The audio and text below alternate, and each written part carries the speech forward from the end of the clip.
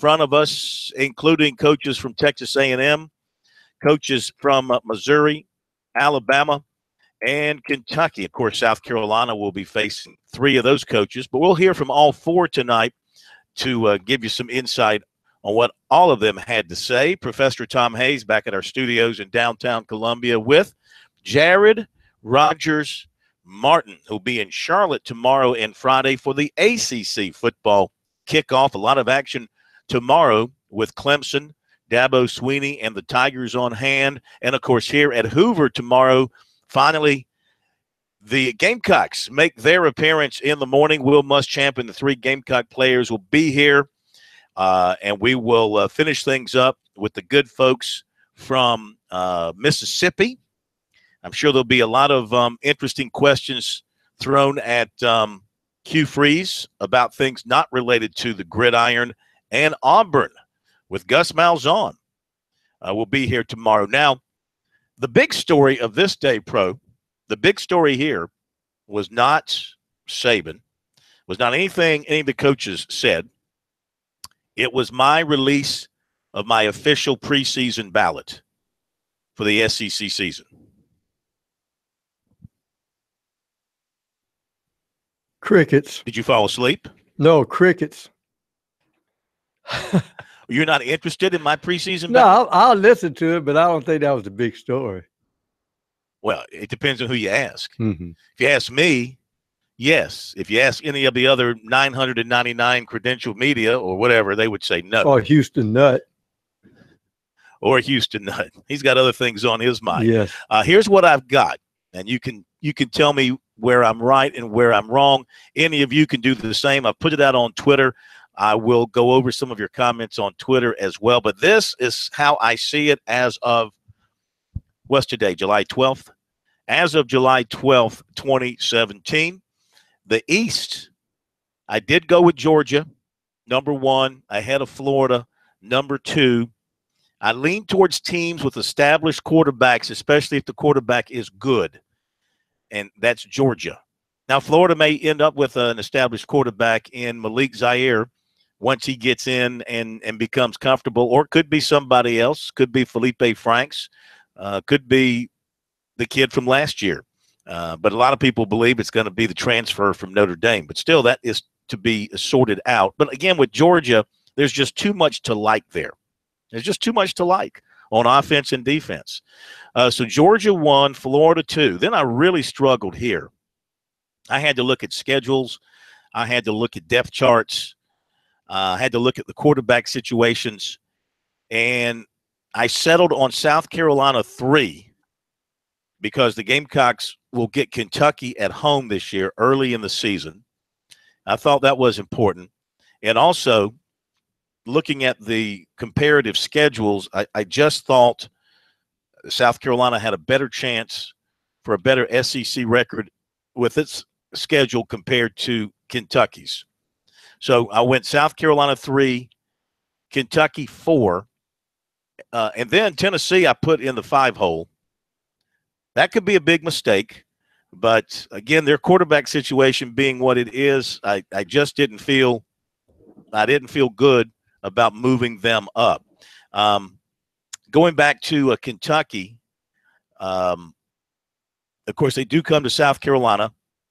They have Florida at home. They play Tennessee, of course. They have to go to Mississippi State. They have to go to Georgia. And I just like South Carolina's situation a little bit better. Maybe I'm putting too much belief in Jake Bentley and the offensive weapons, and a belief that the defense is going to be a tick or two better. Tennessee 5, Missouri I put it 6, and Vanderbilt I got 7th. In Missouri, I think will be better. They lost good offensive people back. Vanderbilt, I think those first 3 SEC games that they have to play that they will probably lose, I think it's just going to break their spirit and going to leave them in the 7 hole. In the West, I went Alabama 1, Auburn 2, Arkansas 3. I love the quarterback at Arkansas. Great numbers. The running game at Arkansas will always be good with Bielema putting the emphasis on that. He's got a top-notch receiver. LSU at 4, that was hard, 3-4 there. I was having a hard time with that. I just felt better with Allen over Effling, the LSU quarterback. I just felt better with the Arkansas situation. Even though LSU has one of the best running backs in the league, I felt better just going with Arkansas. I just by a tick there. Very close between those two. I like Allen over Ettling at quarterback there. That's why I went with Arkansas. Mississippi State at 5. Though Fitzgerald is a terrific quarterback, I don't know if they have enough around him to move up.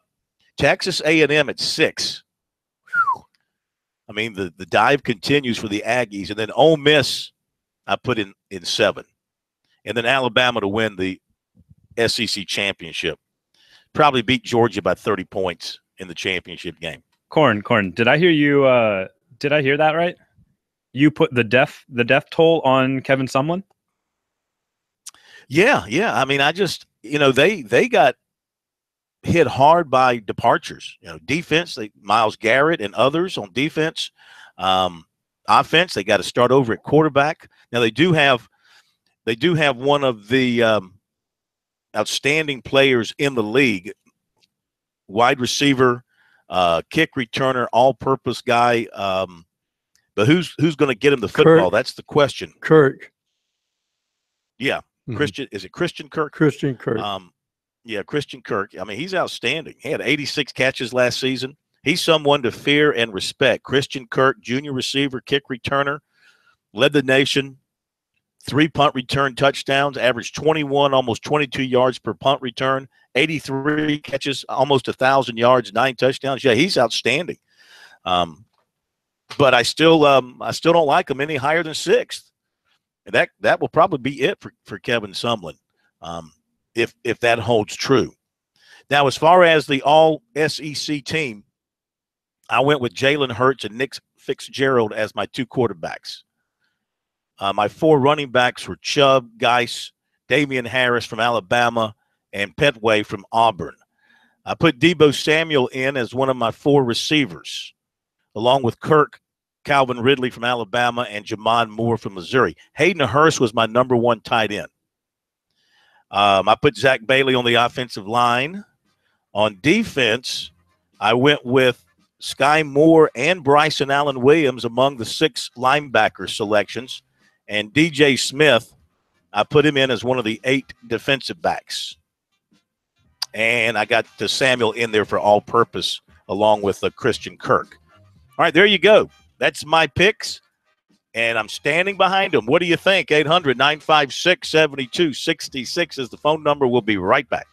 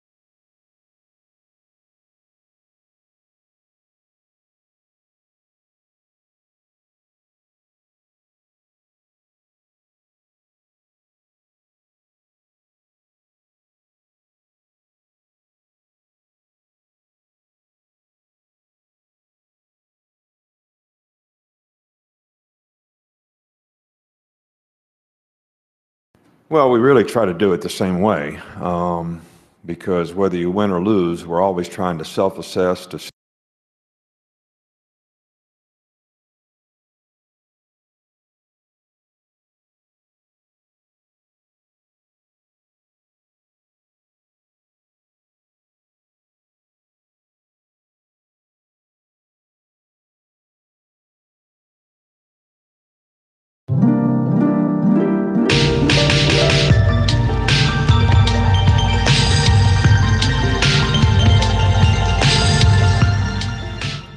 Back we are, Sports Talk, South Carolina Radio Network. Phil Kornblut at SEC Media Days. 800-956-7266 is our phone number if you'd like to join us.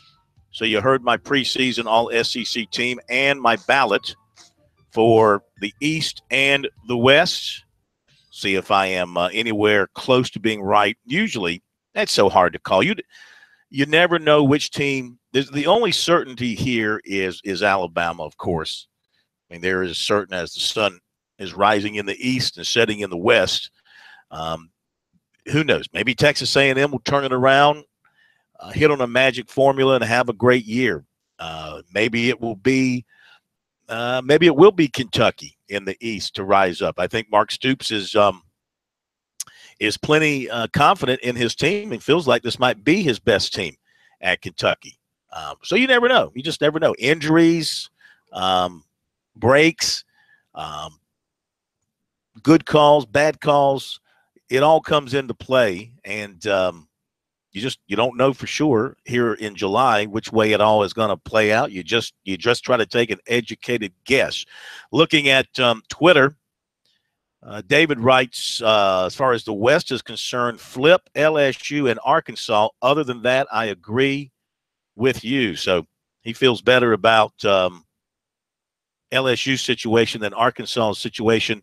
Well, Geis is a great running back. Mm-hmm. Epting is a decent quarterback, probably not as good as Anthony Allen.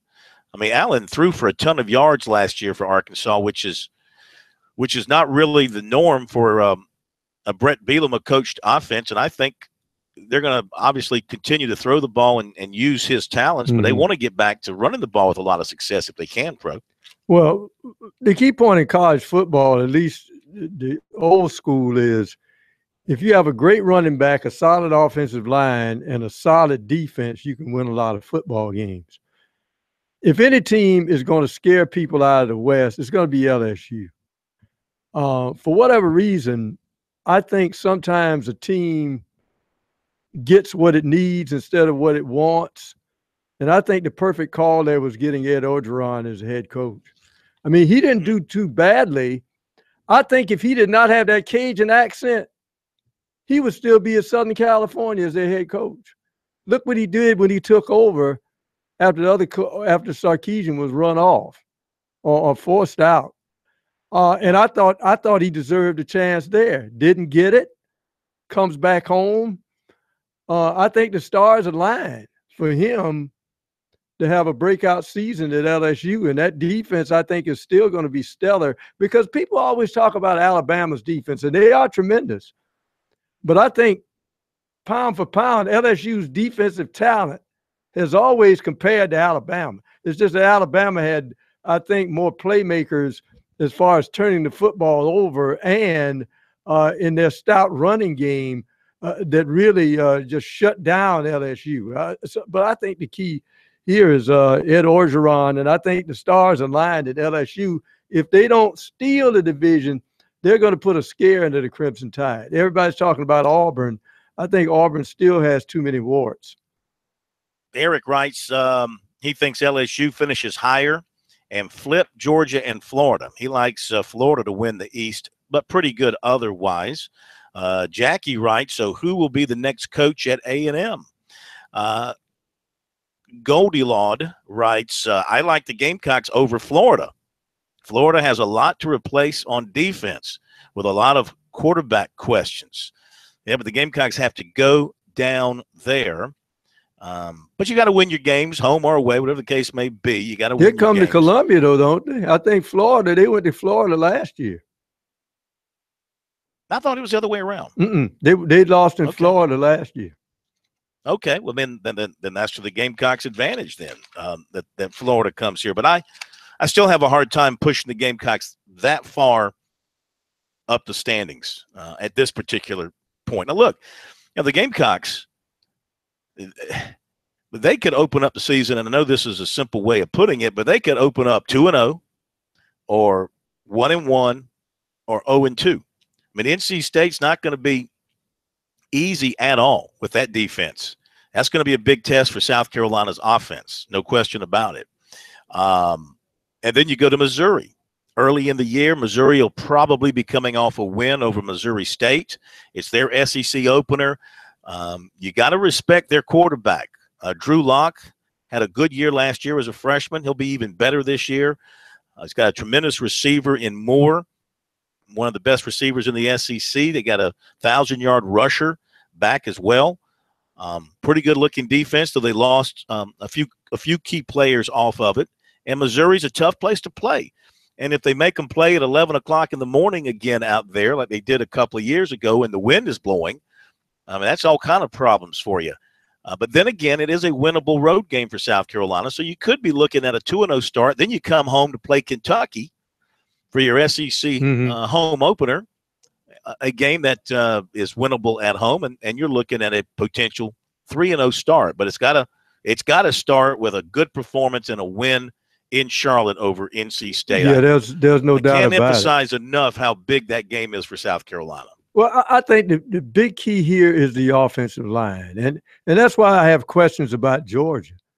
I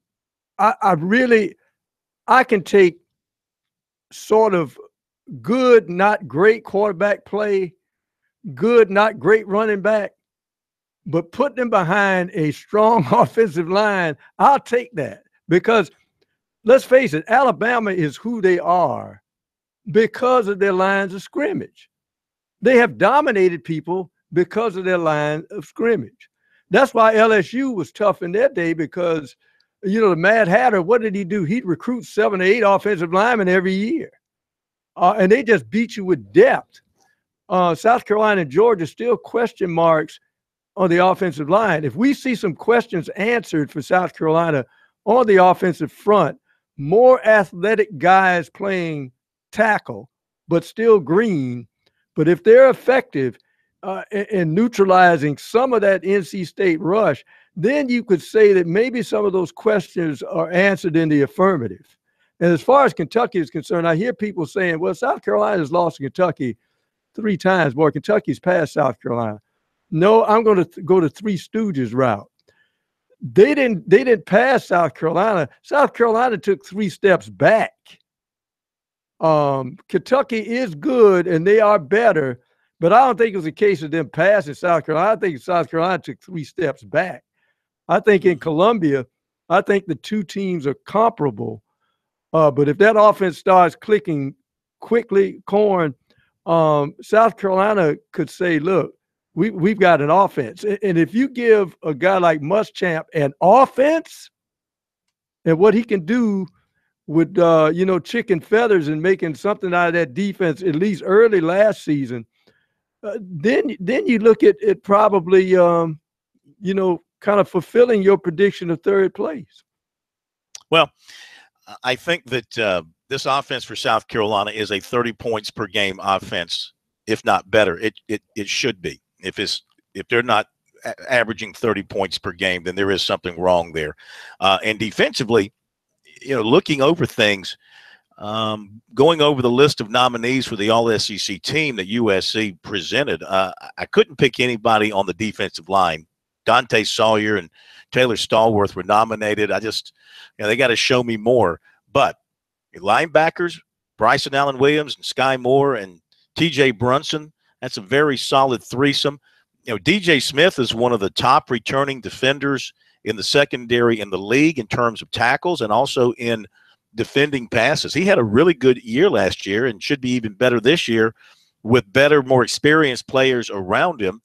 And they'll all be better in the secondary if there is an improved pass rush, which remains to be seen considering their top pass rusher from last year, Darius English, is gone. and the defensive end on the other side is gone as well.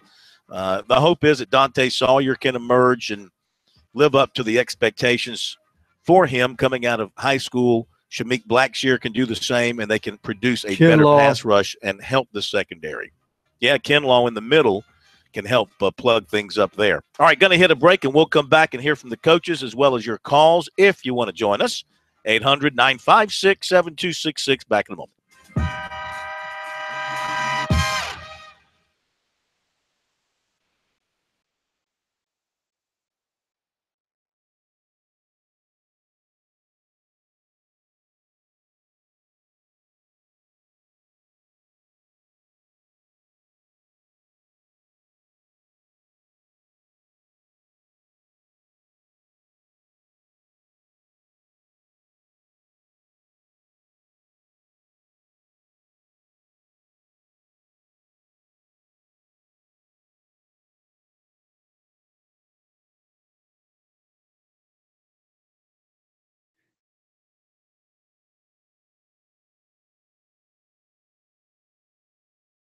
We've got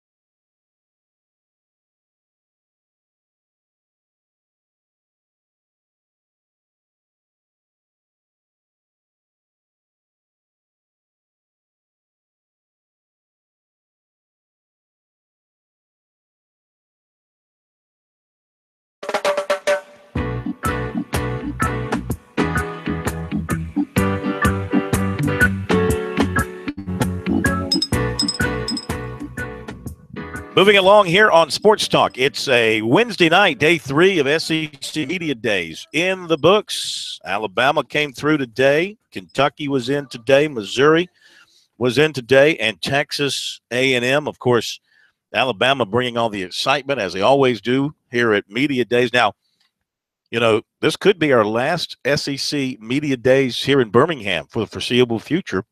Talk seems to be increasing about the event moving to Atlanta or Nashville or Dallas or all of the above. Or rotating it. In sort of a rotating manner. Yeah. Nothing official has been said by SEC people, but it is the scuttlebutt around here this week. I don't know. I mean, I certainly don't want to see it go to Dallas. That would just be a strain for everybody, and it's outside of the SEC footprint. I don't know why you want to go to Dallas except to be close to. Well, I mean, just to be close to the college football playoff situation, I guess. Because Houston other than is that, closer. I don't know why you'd go to Dallas. Yeah, Houston is closer to A&M than Dallas is. So, I mean, it would make more sense of course. to go to Houston's Houston. only about an hour and a half, 2 hours. Mm-hmm. Yeah, but you don't make this move just because of Texas A&M or anything like that. I mean, this Birmingham is more centrally located for more schools in the league than practically anybody else. Nashville wouldn't be a bad location. That's kind of centrally located, and that's within a reasonable drive for people coming from the east. So I don't know what they're going to do. We'll end up wherever they put it, but I hope it's not in Dallas. If they go to Nashville, that's fine. They go to Atlanta, that's fine. 800-956-7266 is our phone number. If you're just tuning in, went over my preseason predictions for the East and the West. The East, I've got Georgia, Florida, USC, Kentucky, Tennessee, Missouri, and Vanderbilt. In the West, I've got Alabama, Auburn, Arkansas, LSU, Mississippi State, Texas A&M, and Ole Miss, and Alabama winning the championship. Nick Saban was here today. Of course, he brought a big crowd of fans to the hotel to cheer and recite their favorite slogan, "Roll Tide," over and over and over again. He, of course, talked about his team, which is just laden with talent once again. Jalen Hurts back at quarterback, in all likelihood will remain the quarterback. An improved passer in the offseason, he said, and the offense will be buoyed by the return of running backs Damian Harris. He went over 1,000 yards last year. Bo Scarborough is healthy off his knee. He was 812 yards. Hurts almost rushed for 1,000 yards and threw for 2780. Then you have Calvin Ridley back at wide receiver with 72 catches last year to highlight that group. Defensively, Minkah Fitzpatrick, standout cornerback, is back. They have enough back on defense and enough young incoming talent to help offset some of the big losses. You might even see more out of Christian Miller. The pastor of Payne's son may get his chance to shine and play more on defense this year for Alabama. They'll get a test early. They'll play Florida State in the Mercedes-Benz Dome to open the season. That should be a lot of fun on September 2nd. Of course, the last time the Crimson Tide played a game, they lost to Clemson in the national championship game on the last play of the game. Of course, nobody will ever forget that, either there or here. And Saban hasn't forgotten it, but he's not using it as a negative thing. He's hoping that his staff and his players and himself, they're all trying to use it as positive motivation and as a learning experience getting ready for this season. Here's Saban. Well, we really try to do it the same way because whether you win or lose, we're always trying to self-assess to see what we need to do to get better. I think when you lose, everybody's much more, the mindset is much more, I'm willing to change. I want to learn. I don't want to waste the failure. What could we have done better? Because everybody's hurt by the fact that they lost, especially the way we lost that particular game on the last play of the game. But it wasn't the last play. It's what led up to the last play. And I think that, our players realize that. It takes a tremendous amount of accountability to be able to execute and sustain the execution for 60 minutes in the game. And We played against a really, really good team, which I think when you get in the playoffs, that should be what you expect. And we weren't able to finish the game like we needed to. And I think there's a lot of lessons to learn. And hopefully we won't waste the failure. Coach, you guys have won 17 straight SEC games now. You pretty much dominated the league over the last few years. How do you respond to those who say that your program is turning the SEC into a one-team league? And do you sense anybody getting closer to catching up with you guys? Well, I have a tremendous amount of respect for a lot of teams in our league. I mean, LSU is very, very good. You know, Ole Miss has beaten us a couple times in the last few years. You know, Mississippi State's got a good quarterback coming back. Arkansas's got a good quarterback coming back. A&M is always a very challenging team. I think, you know, Kirby's doing a great job at Georgia. Jim McElwain's doing a good job at Florida. Tennessee has gotten better and better every year. I'm trying to think of somebody in our league that I don't have a tremendous amount of respect for. I mean, Vanderbilt went to a bowl game last year and had a winning season. So, you know, I think there's a lot of parity in our league. I think it's very challenging from a consistency standpoint in our league. I think that we have one of the youngest teams that we've ever had. So it's going to be a real challenge for us to maintain the standard that we've been able to maintain in terms of especially in defense, especially in the front seven for all the good players that we lost. So I have a tremendous amount of respect, and I don't see us being any different than anybody else when it comes to the challenges of preparation and getting ready to play really good teams that we have a tremendous amount of respect for. And we're obviously going to find that out in the first game when we play Florida State. All right, Nick Saban, some of what he had to say. More of the Dictator is available on our website, SportsTalkSC.com. And, you know, he's trying to keep it real and not let the expectations overwhelm everybody, but he can talk about having a young team, this, that, and the other. But, you know, they're still the team to beat in the West and overall and probably nationally until somebody proves otherwise. I mean, they're set up, especially on offense. Their offense looks dynamic once again, and their defense, they lost some terrific players off their defense from last year, but they don't usually take a big step back on defense no matter who they lose.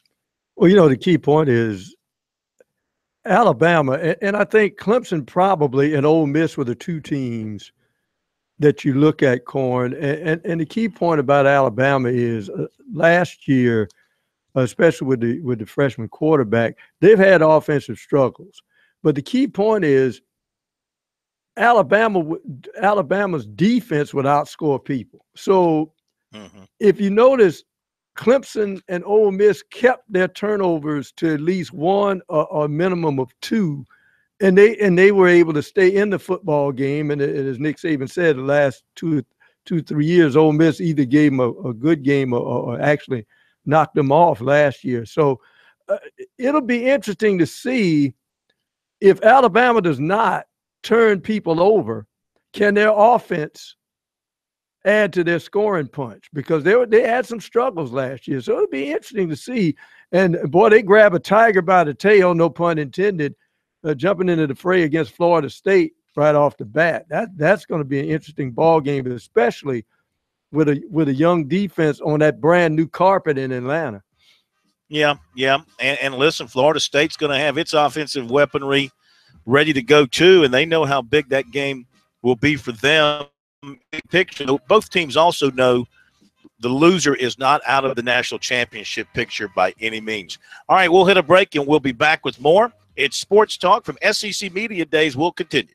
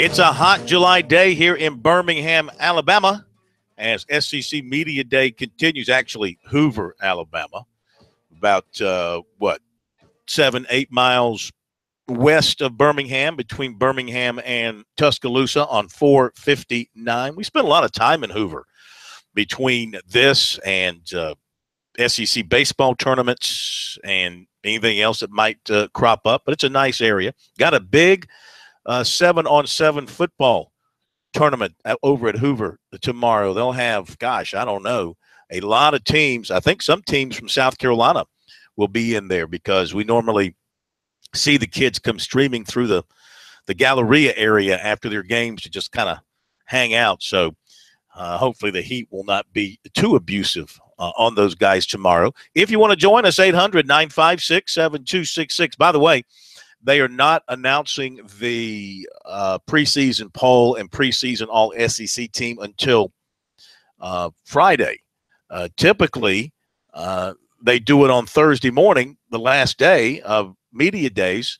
But this year they moved it to Friday so that I guess they just wanted to stand alone on its own merits and get its own attention instead of being tied into the last interviews of SEC Media Day. So the official stuff will not come out until Friday. Missouri was through today. Barry Odom, their second-year coach and alum of Mizzou. Of course, Missouri as a university having gone through a lot of problems with various protests and stuff, and it's been well documented that their overall enrollment has dropped down, and people are worried, of course, how that's going to impact the athletic programs. But none of that seemed to bother their players or their coach as they were here in Hoover today to talk about things. Barry Odom in his first year, coming off a 4-8 record, 2-6 in league play, optimistic that things will go better for them this year with 15 starters returning, including practically everybody on offense. Drew Lock is back at quarterback. He threw for 3,400 yards, 23 touchdowns, and 10 interceptions last year. His leading receiver, Jamon Moore, is back, 62 catches, 1,012 yards, and 8 touchdowns. 1,000-yard rusher in Demaria Crockett is back, 1,062 yards and 10 touchdowns, plus 2 other running backs return. Ish Witter, who'll now be a senior, he's a little small guy, if I remember correctly, with a lot of speed, 750 yards and 6 touchdowns. They return a lot of players who played a significant amount on defense, though they list only 5 defensive starters returning, led by their linebacker, Eric Bazell, had 44 tackles. He's a funny guy. He's the bulwark of this Missouri football team in terms of his approach to things. You know, he talks about having lived another life, that this is another go-around for him, that in another life he was some sort of a warrior or something. He's got the flaming red hair and the long, thick red beard. He was really stirring up. Something they've been trying to do is stir up the rivalry with Arkansas. That's now becoming a big deal between those two schools, especially since Missouri beat Arkansas last year, 28-24. Missouri takes some hope into the season because they won 2 of their last 3 last year. They beat Vandy. They lost in a wild game at Tennessee, gave up 63 points, and then beat Arkansas. So they've got some hope going into the season. Barry Odom talked about that today here at SEC Media Days. Offensively, if you look, we've got 10 returning starters back on an offense that played really well down the stretch. And it's our job as coaches to make sure that everything that we do is make sure that those 10 returning guys plus the new additions, that they play at a higher level than we did last year. And that's exciting for us on the opportunity to be able to build and put those pieces in place. All the moving parts that it takes to be a really good offensive football team. We need to have more consistency on that side of the ball, and everybody understands that. Defensively, we weren't near good enough last year. I know that's been talked about enough since season's end. And when you win 4 games, guys, believe me, it hurts your soul. And that's where I was at. So you figure out how to fix it, whether you inherited the problems or you had the problems on your watch. That's the job of a coach. That's why they call you coach. Go fix it. And we've got a great opportunity to be really good on defense. We've got a bunch of guys coming back, 5 or 6 guys that have meaningful snaps in this league. And then we've recruited well, and we've got great coaches on that side of the ball, and I'm looking forward to getting started building that back on the way that we need to.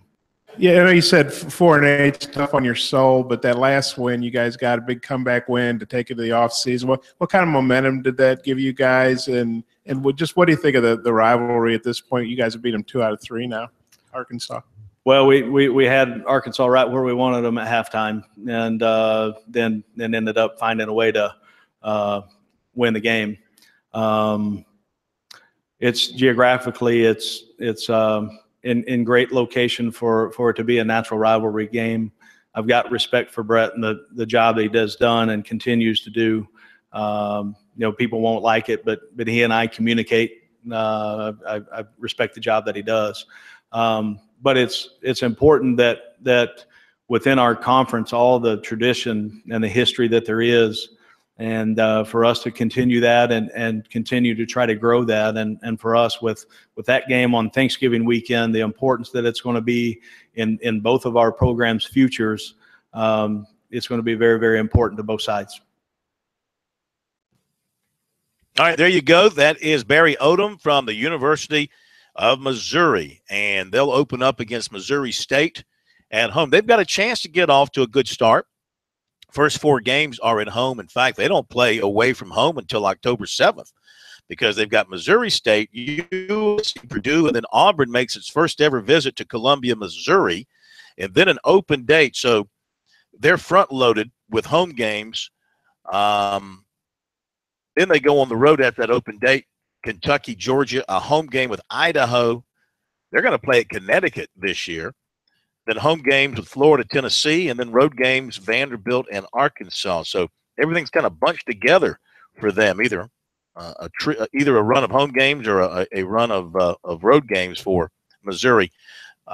Again, like a lot of teams this time of the year, they're feeling optimistic about things and believe that they're going to have a much better year than they had in the previous year. That USC game, at second Saturday, September 9th, that looms large for both of these teams, hoping to have good years and show advancement in the SEC East.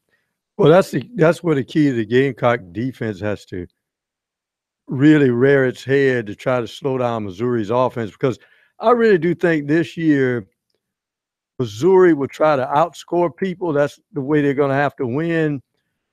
And on the other side for USC, I would work on the draw and the screen, because if Barry Odom does what he did last year, they tried to read and react. It didn't work.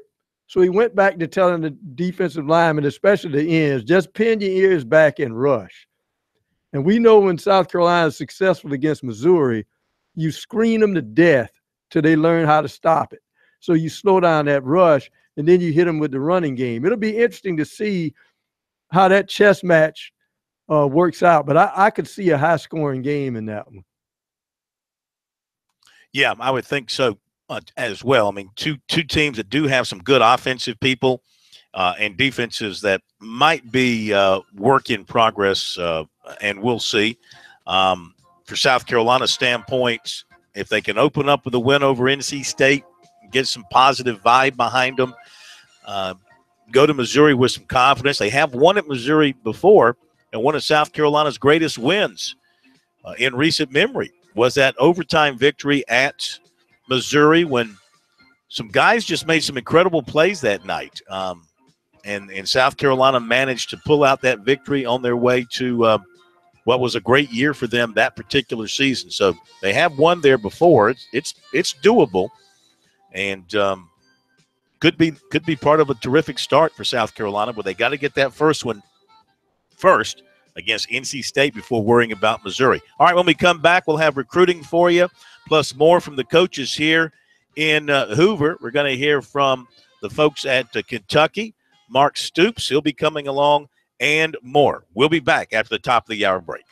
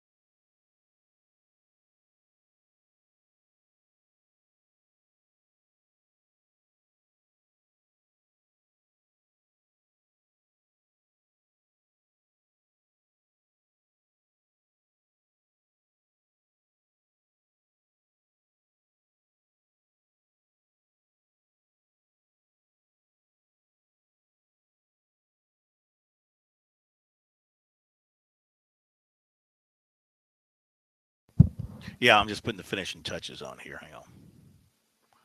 Charlie Welch decommitted from the U.S.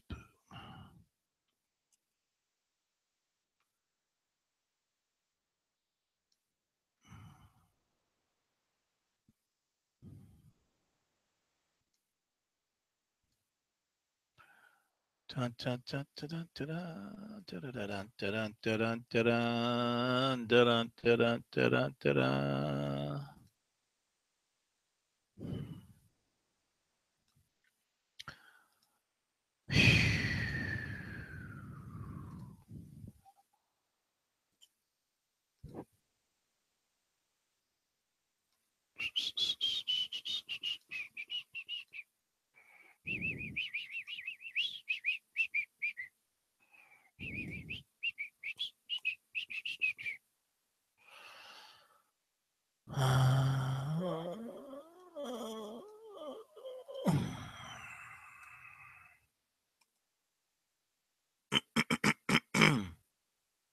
Yeah, I'm just getting all my notes here.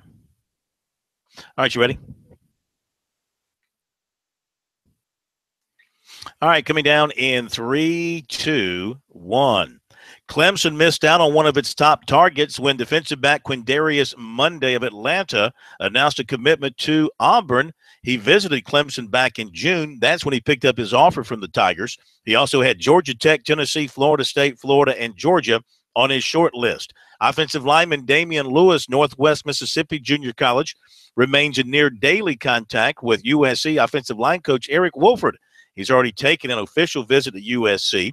He's going to Kentucky July 21st. He's also planning visits to Colorado and Ole Miss and possibly a return to USC as well.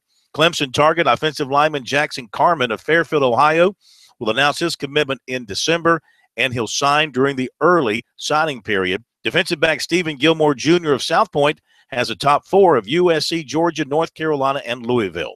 Phil Kornbluth, South Carolina, Radio Network Sports.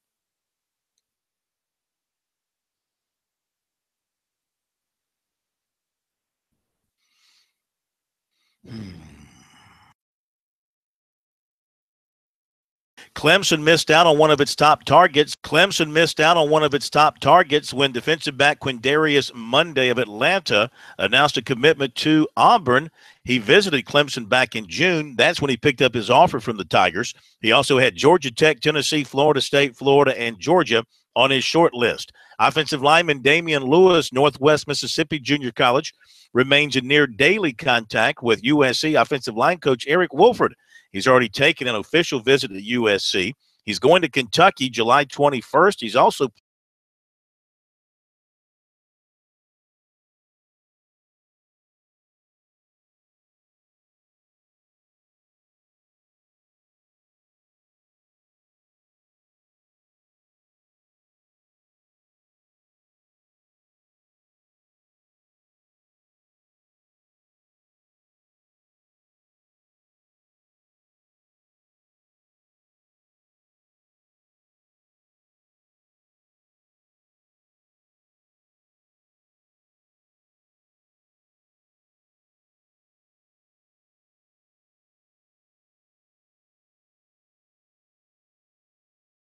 Jr. of South Point has a top 4 of USC, Georgia, North Carolina, and Louisville. Phil Kornbluth, defensive back Stephen Gilmore Jr.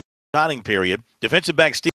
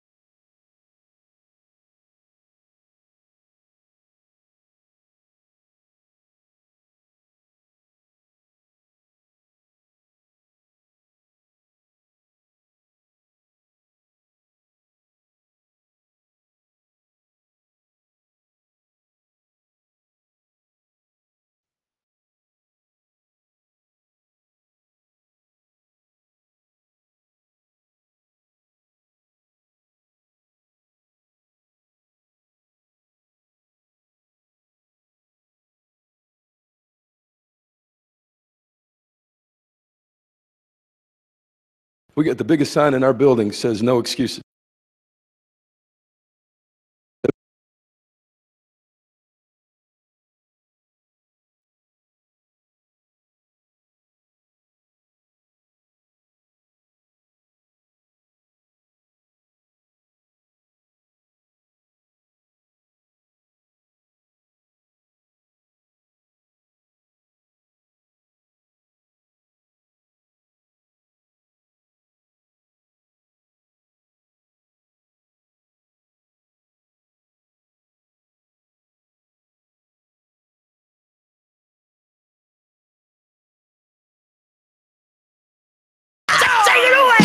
You're up for Sports Talk on the South Carolina Radio Network. It's your final word on sports all across the state. Here's your host, Phil Kornblum.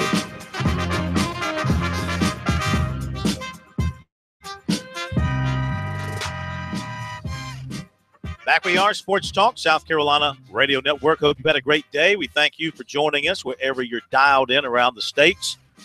South Carolina, Phil Kornblum from SEC Media Days, day 3 in the books. One more day to go tomorrow. South Carolina makes its appearance in the morning. Give you the rundown on that. Will Muschamp will meet with South Carolina media upstairs in the lobby outside of a preparation room they have upstairs. We'll meet with him about 9:40 Eastern time. Get some comments from him then. And this session is more it's useful because it gives the media that covers South Carolina day in and day out a chance to ask direct questions, the small questions that don't get answered in the big room or the other rooms as they're making their rounds. So we'll have a chance to talk with him. We'll get that up on the website. We may even have a chance to Periscope that tomorrow morning. So follow us on Twitter, and hopefully we'll have that out for you if the signal is good. Historically, we've been able to do that. So we'll plan on that tomorrow. Audio up on the website soon thereafter. Then he'll go to the big room at 10:05 Eastern time, do his 20 minutes in there, and then he'll make the rounds. The players will follow suit as well. We'll do interviews with the players too. So all that will be tomorrow, along with the final 2 coaches. Hugh Freeze from Mississippi comes in tomorrow, and Gus Malzahn from Auburn. I guess we'll have a collection of Auburn fans. I would think Auburn fans would turn out in pretty good numbers. I think that Auburn's starting to feel pretty good about its team. They're going to find out early. Of course, they play Clemson, and we'll bring you some stuff from the Auburn people since they played Clemson the second week of the season. They open up with Georgia Southern, which is no absolute light touch, and then they come to Clemson. But I put Auburn second in my ballot. Of course, they've got the transfer quarterback. Shaun White is back. He passed for 1,700 yards last year in a season where he was hurt, but they've got the transfer quarterback that everybody's excited about. They've got 2 great running backs returning that combined for about 2,000 yards in Cameron Petway and Kerryon Johnson. Receiving-wise, a couple of guys with 25 catches each, so and a pretty good-looking defense. So they did lose 2 really good players off that defensive line in Lawson and Adams. So this is a big season for Gus Malzahn. I think they're sort of getting the feeling that they're back, and they'd like to go out and prove it early on if they can handle Clemson in Death Valley while Clemson is still maybe figuring things out on offensive quarterback. We shall see. Who knows, Pro? That could be Clemson's breakthrough game. That could answer all the questions about Clemson. That could erase all the doubts about Clemson with a win over Auburn and firmly put the Tigers right back in the conversation for postseason. Yeah, it'll be interesting. And they've got some tough games to go, obviously, with Louisville. And, of course, they got to go to Raleigh to play NC State. I know NC State would like to rectify things that happened as far as that field goal is concerned at Death Valley. And, of course, they've got Louisville to play as well. But, the interesting thing, Corn, is everybody's talking about Stidham, the transfer from Baylor. Oh, he's going to be good. Those Baylor quarterbacks. Yeah, that was Baylor's system.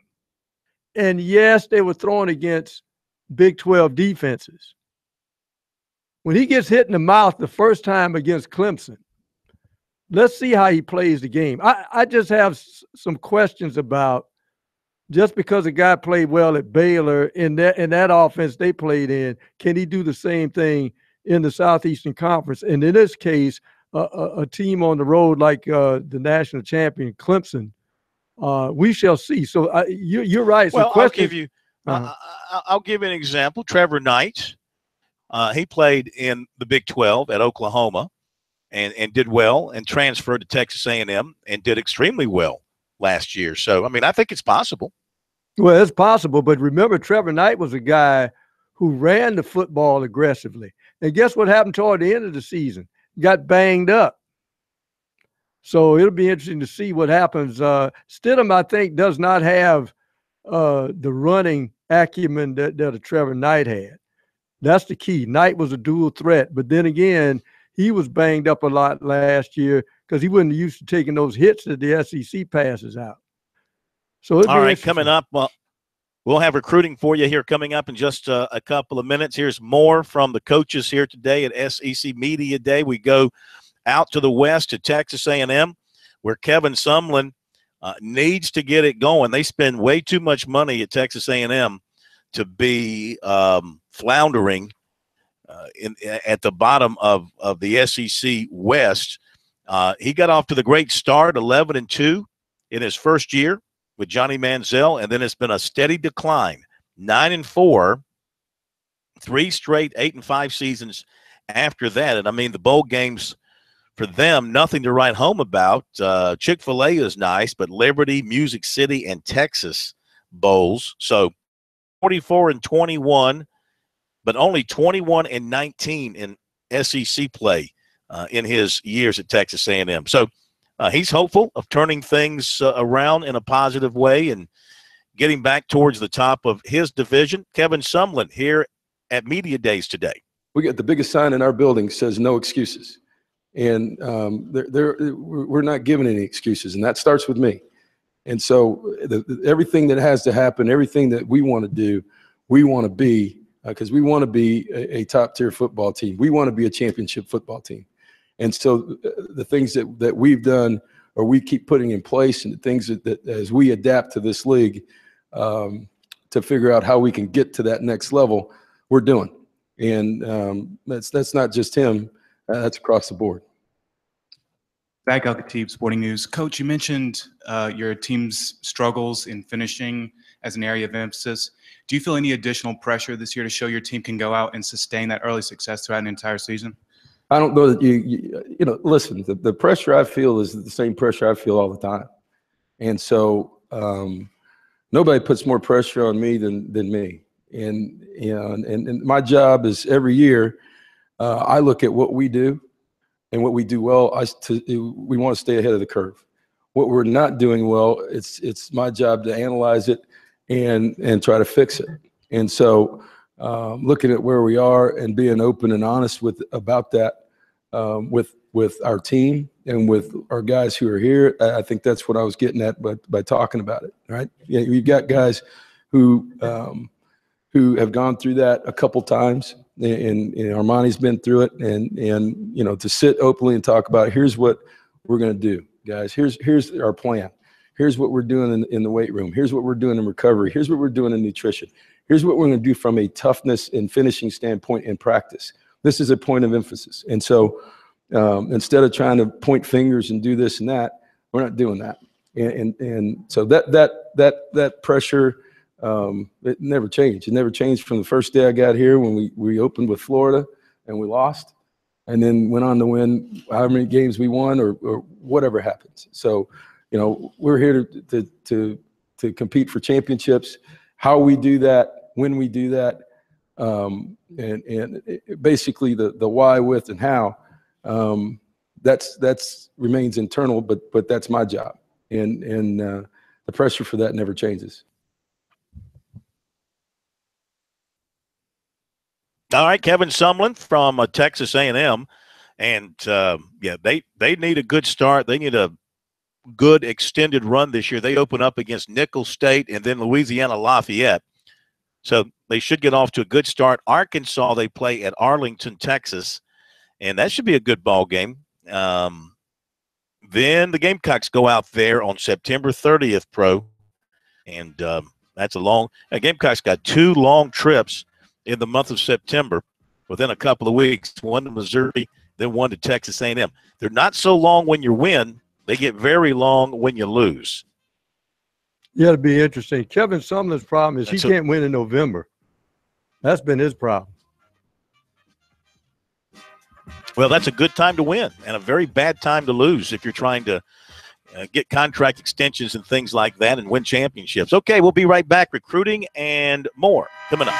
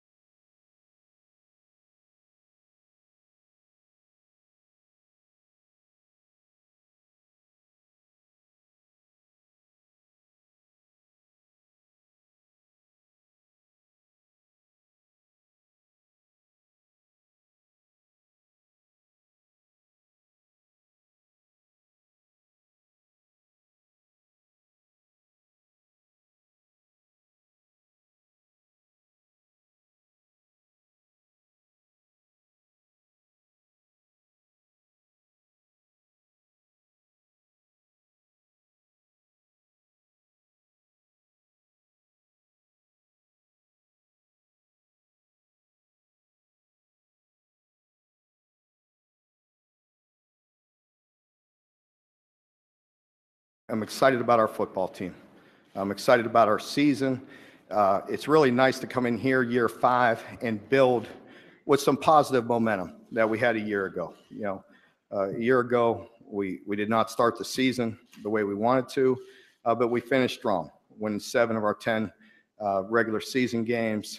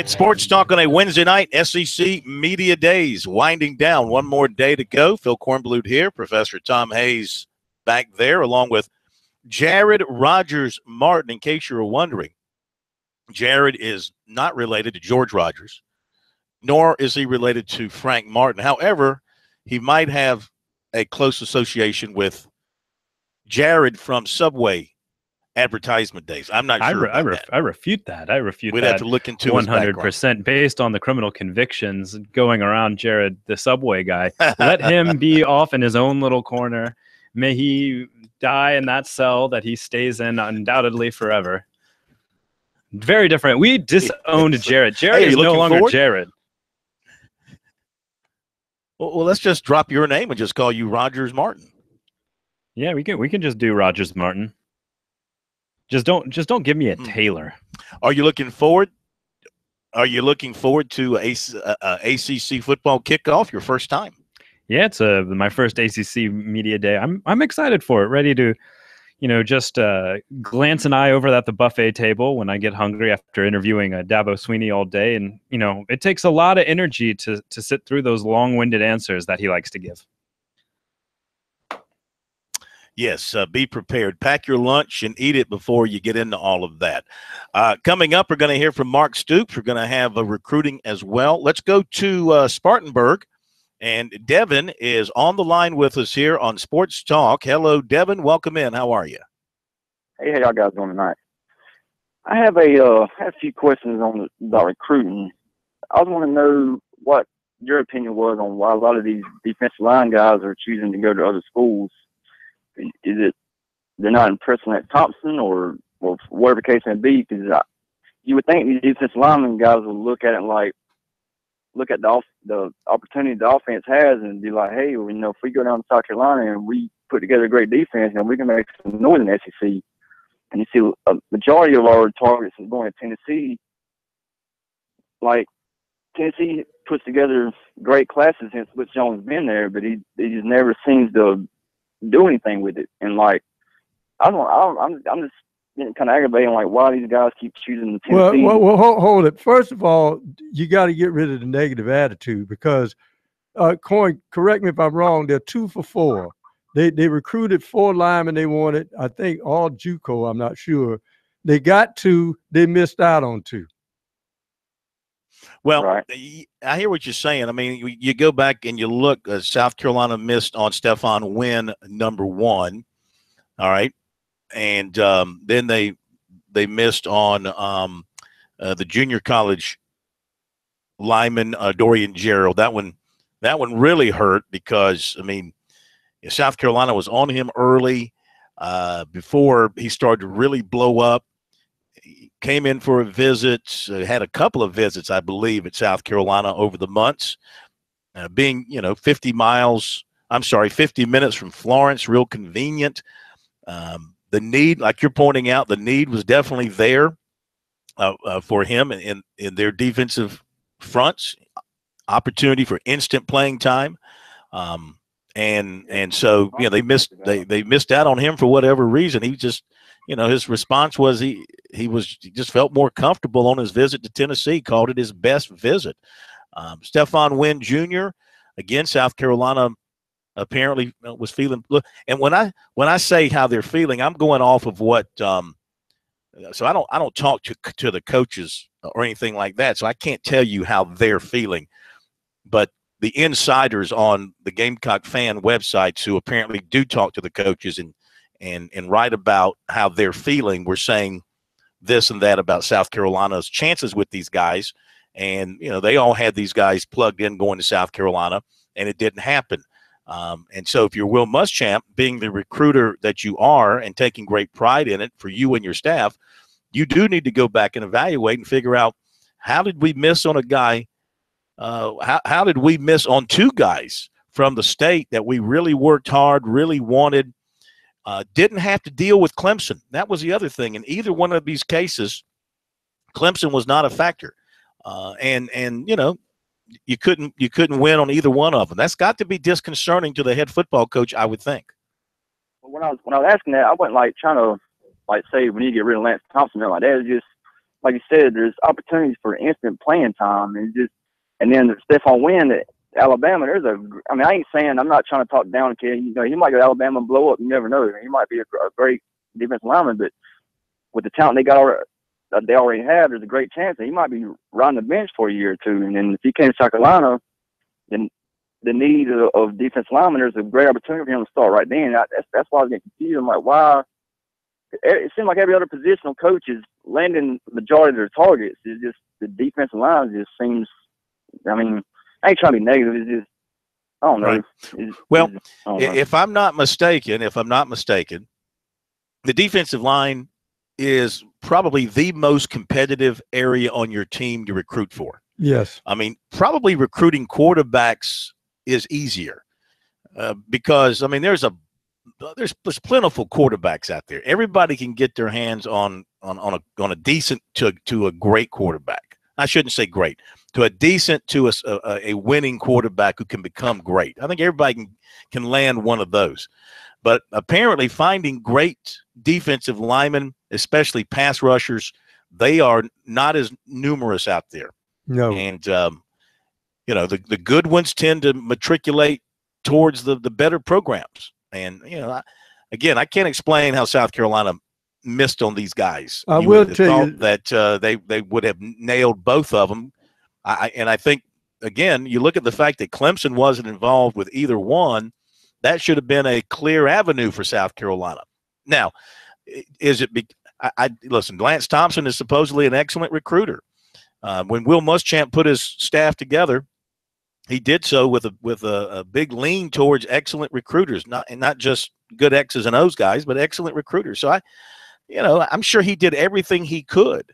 I don't know if it's something internally with their presentation, with something on the visit. By all accounts, his visit went well. So you know what? Sometimes you just finish second. Yes. Sometimes a guy just likes another place more than he likes yours, and there is no clear explanation. Well, I will say this, Corn. The interesting thing is you want players that want to be at your school.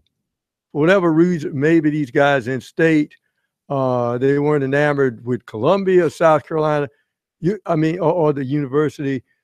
You go by that and you find the next guy. Now, I will say this. Bobby Bowden, as he was developing Florida State, and it was tough recruiting for them early, but they were in the state of Florida. He would get athletic linebackers who looked like you could build them and build them into size where they could be defensive ends.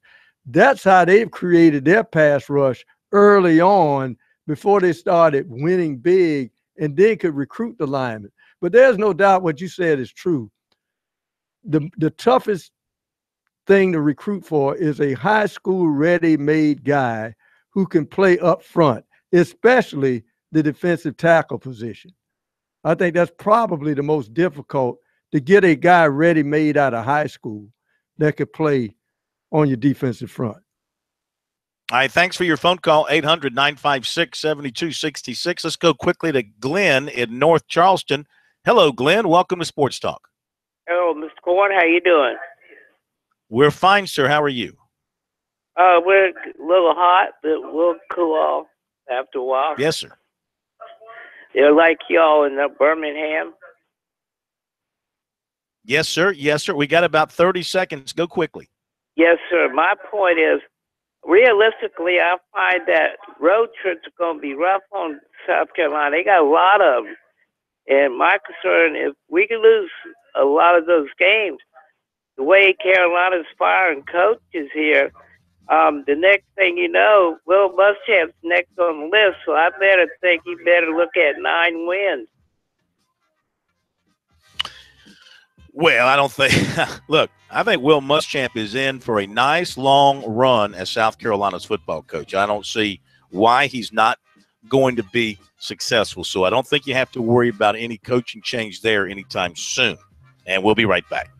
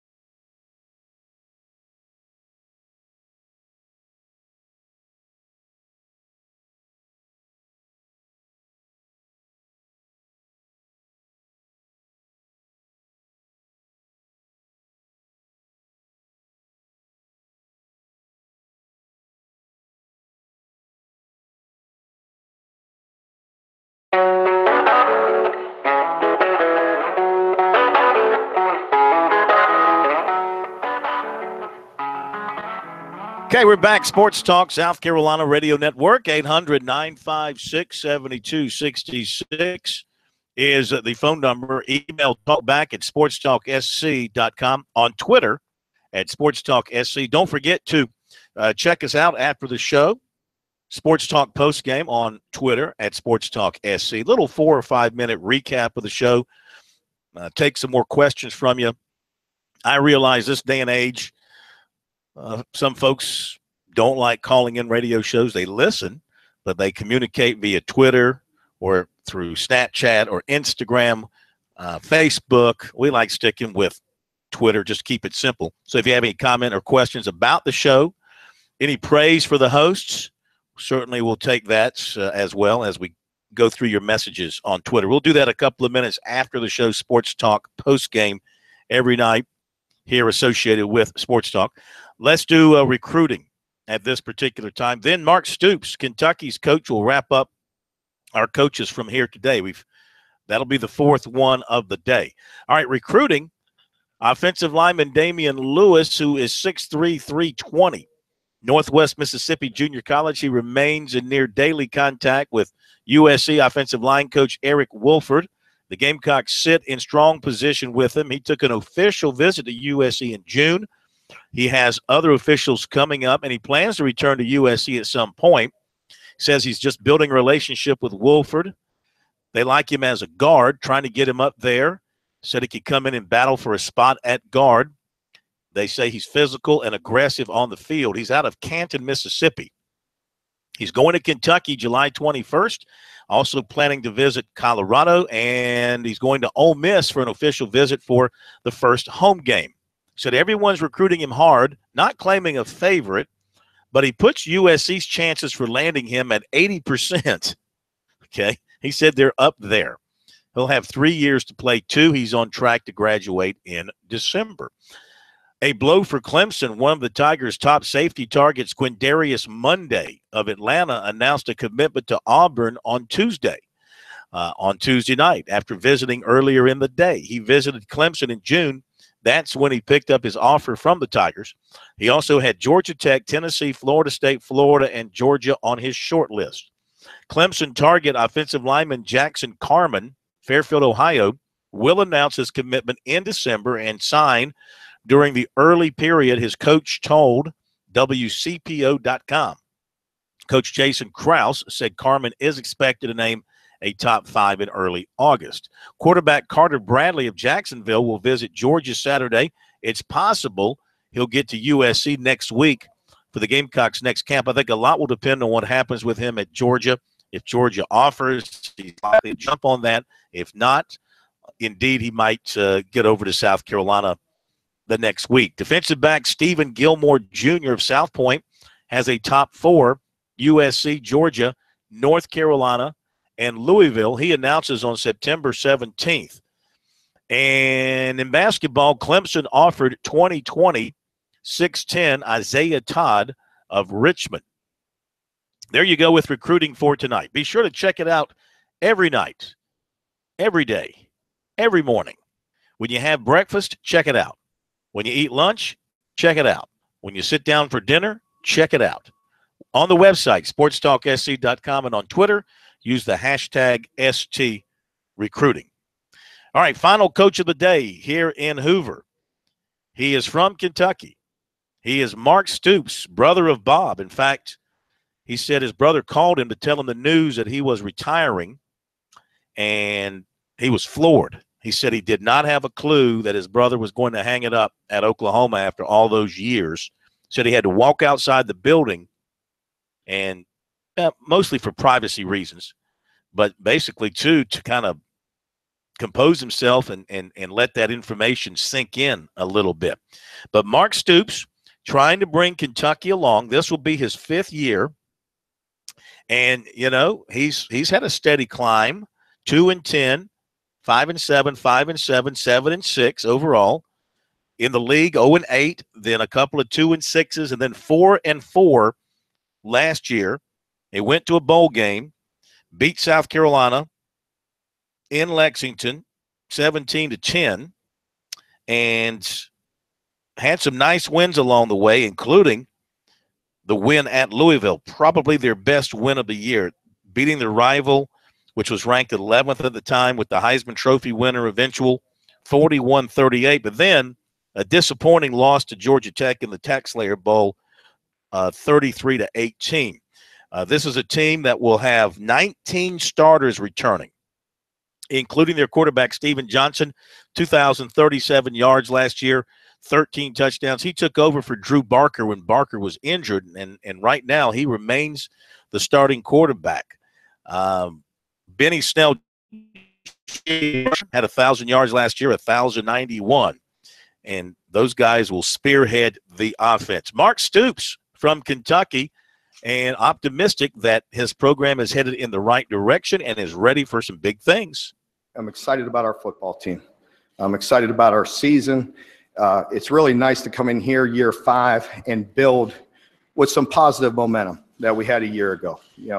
A year ago, we did not start the season the way we wanted to, but we finished strong, winning 7 of our 10 regular season games. And, to build on that positive momentum, to go to the TaxSlayer Bowl, to have those extra practices meant a great deal to our program. Our players have worked extremely hard to get to that point, and it was really nice to finish with that momentum. If you heard me talk a year ago, you heard me constantly talk about our capacity to do more.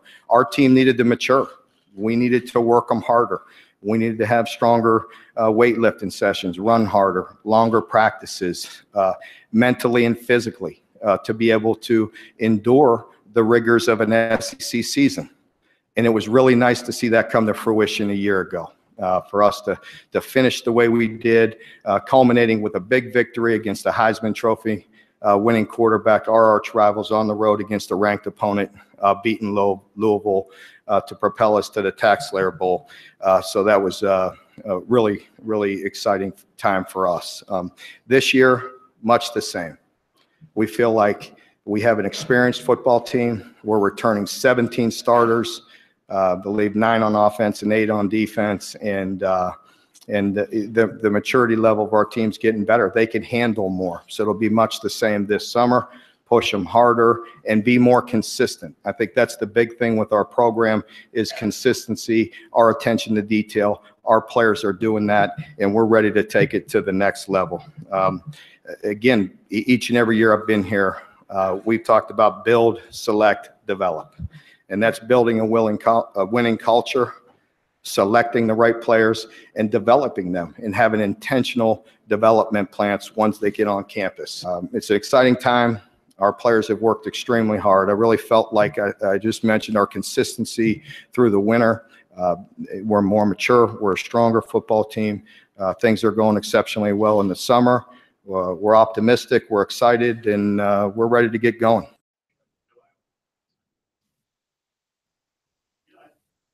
All right, Mark Stoops from Kentucky. As you can tell, he's pretty optimistic about things. I don't know, Pro. What do you think about Kentucky? Do they have enough to fight for the championship, finish in the top 3? No, I don't. I think if I'm Kentucky, if I go 4-4 again, I would thank my lucky stars. All right. And you think they are lacking where? Defensive depth. Still think they're a little bit thin in the defense. I think they can't consistently stop the run. If you run the football against them, you can win the football game. Keep their offense off the field. Okay, very good. So we have heard from the 4 coaches that came through today.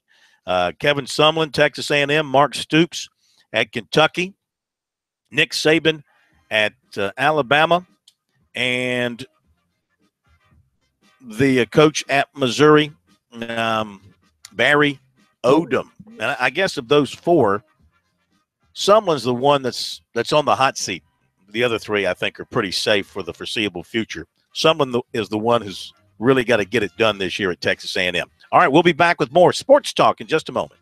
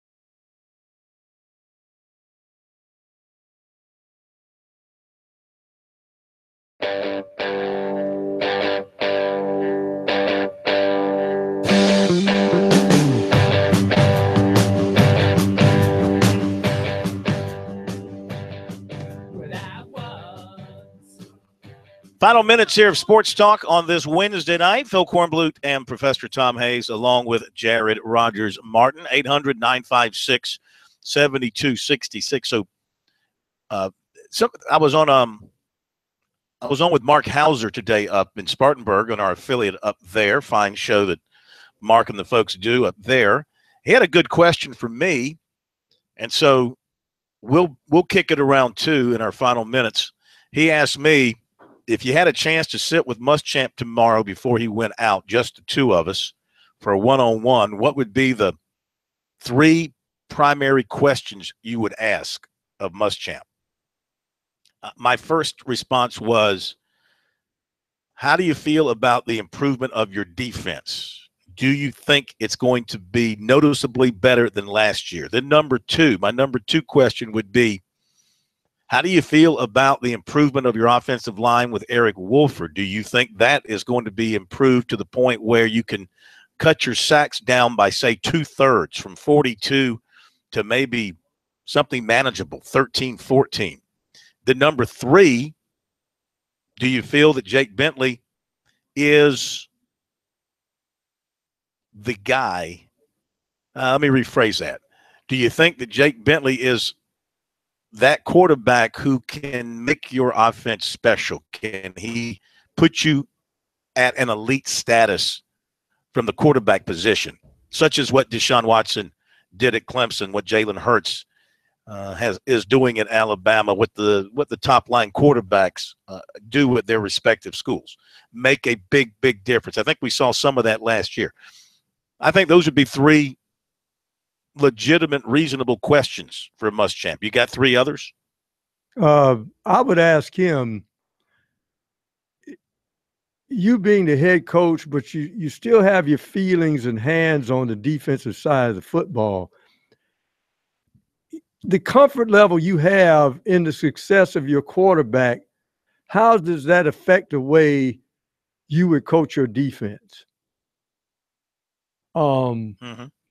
Then I would tell him to take his head coaching hat off and ask him, when you came in, you said, I have to do something with this secondary, and you played the position, and you pride yourself on still being a position coach.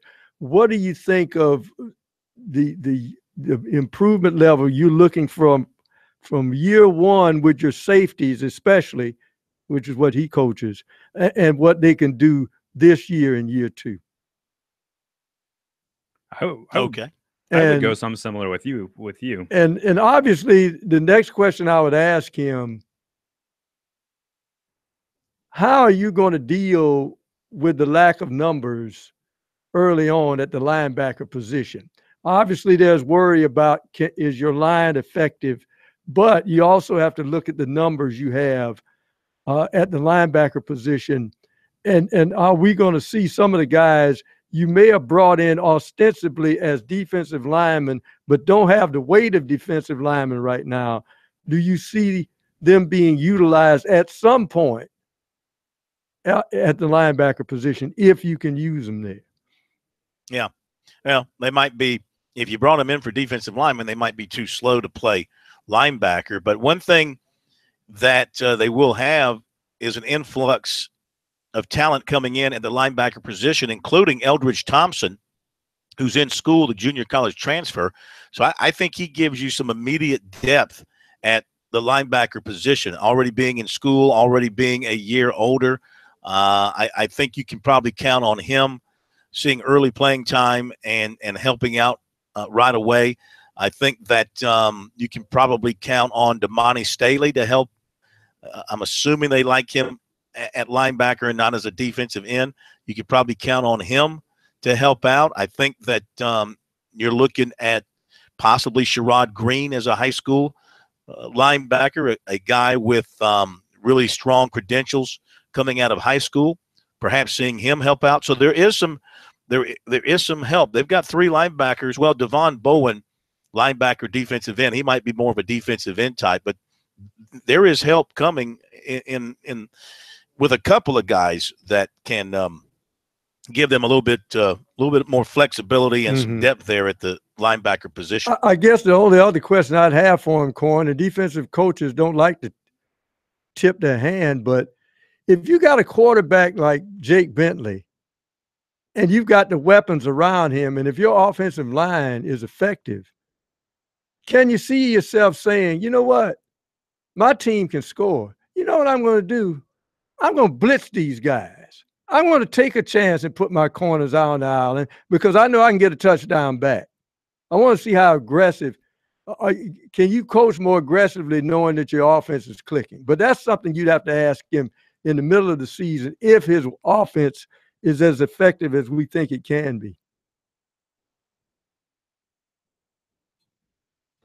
I'd say I'd piggyback off of something like that. I want to see, he said that in the spring game, he's going to be relying on players that weren't on campus yet. Yes. And I want to know what his confidence is in starting rookies and whether or not he feels that he can get the full effort of his playbook on the field with so many rookies starting on defense, and what his confidence level of the rookies to meet that challenge. In this case, freshmen. Yeah, freshman. Yeah. Here I am just looking at too much but you know that goes back to your level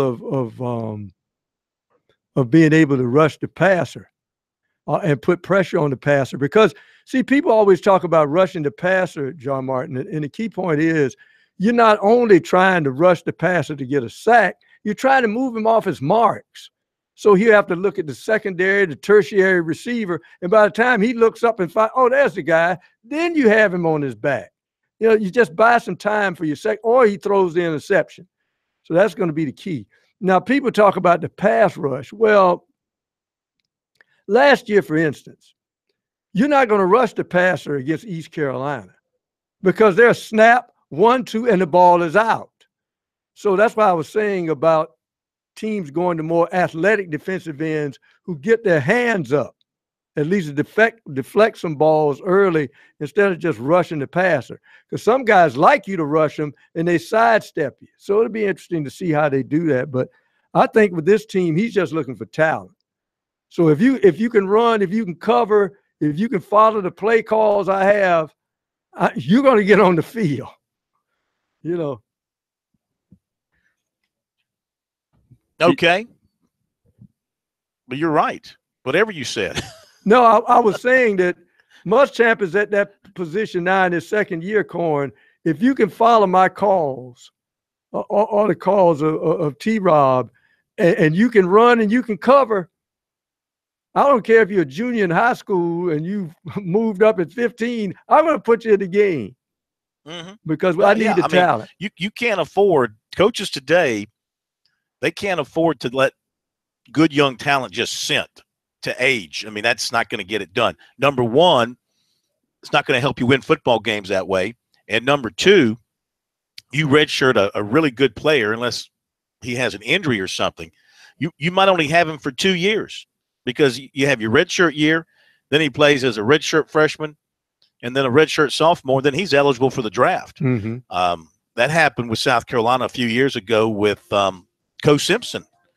Redshirted, only played 2 years at South Carolina because he had already put in his 3 years. So that's the danger you run when you redshirt a talented player as a freshman. Then he goes on and becomes a stud as a freshman, as a redshirt freshman and a sophomore. And the wide receiver whose name I can't remember played for the Vikings. The real speedster. No, the guy that could really get open and jump. In Spurrier's third or fourth year? He played basketball in high school. You're not thinking of Sidney Rice? Yes. Remember, Sidney got hurt his first year, redshirted, played 2 years, and he was gone. Oh, that's right. That's right. Okay, that'll do it. Tomorrow, coverage of the Gamecocks here and the Tigers there. And you be right with us. Thank you, Pro. Thank you, Jarmart. Have a great night, everybody. See you tomorrow.